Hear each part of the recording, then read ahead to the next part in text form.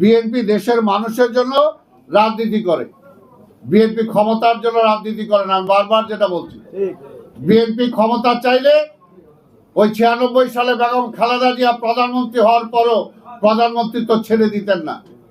আজকে যেমনি এই সরকার বাস্তবতা, এই সরকারকে যেমনি দেশে দরকার, আমরা চাই এই সরকার সফল হোক, ঠিক তেমনি ভাবে আজকে আধিপত্যবাদের বিরুদ্ধে যদি রাজনৈতিক প্রতিরোধ গড়ে তুলতে হয় তাহলে তারেক রহমানকেও দেশে দরকার।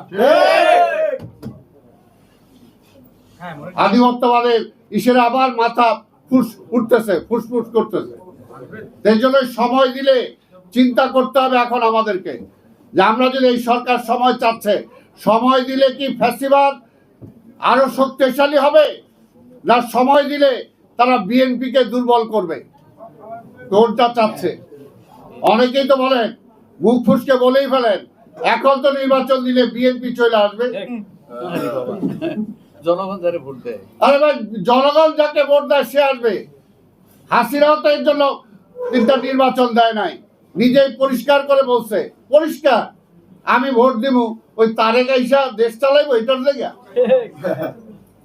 আজকের এই সরকারের মধ্যে কেউ কেউ কি ওই ভূত তার কাঁধে বসছে কিনা, আজকে এই সরকারকে চিন্তা করতে হবে, চিন্তা করতে হবে।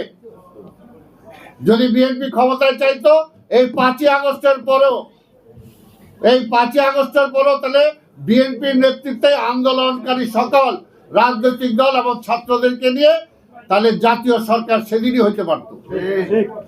কিন্তু বিএনপি সেটা চায় না। বিএনপি চায় জনগণের ভোটের মাধ্যমেই জনগণ ডিসাইড করবে বিএনপি ক্ষমতায় যাবে না কে যাবে।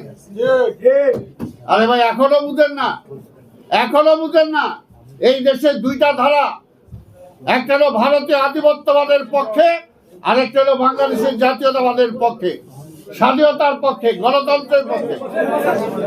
আমরা গণতন্ত্রের পক্ষে, এটাই আমরা করতে চাই। এটার জন্য আমরা বলতেছি, আমরা অনেক লড়াই সংগ্রাম করে, অনেক ত্যাগ তিতিক্ষার পরে আজকে অসংখ্য অসংখ্য নেতা কর্মী আমাদের শহীদ হয়েছে। আমরা কিন্তু সেই কথা বলছি না। আজকে রাজপথে যে সমস্ত আজকে 5ই আগস্টকে কেন্দ্র করে যারা আহত হয়েছে, তার মধ্যে অনেকের বিএনপি আছে, কিন্তু 15-17 বছর ধরে যাদের আমাদের আহত হয়েছে, আমাদের পা চলে গেছে, হাত চলে গেছে, চোখ চলে গেছে, অন্ধ হয়ে গেছে, পঙ্গু হয়ে গেছে, তাদেরকে তো এখন পর্যন্ত আমরা রাস্তায় নামাই নাই, কারণ আমরা এই সরকারকে বিব্রত করতে চাই না। আমরা চাই এই সরকার ভালোভাবে একটা নির্বাচন দিয়ে জনপ্রতিনিধিদের হাতে রাষ্ট্র ব্যবস্থা পরিচালনা করার দায়িত্ব দেয়। হ্যাঁ, এবং তার আগে সংস্কার করতে হবে, করেন।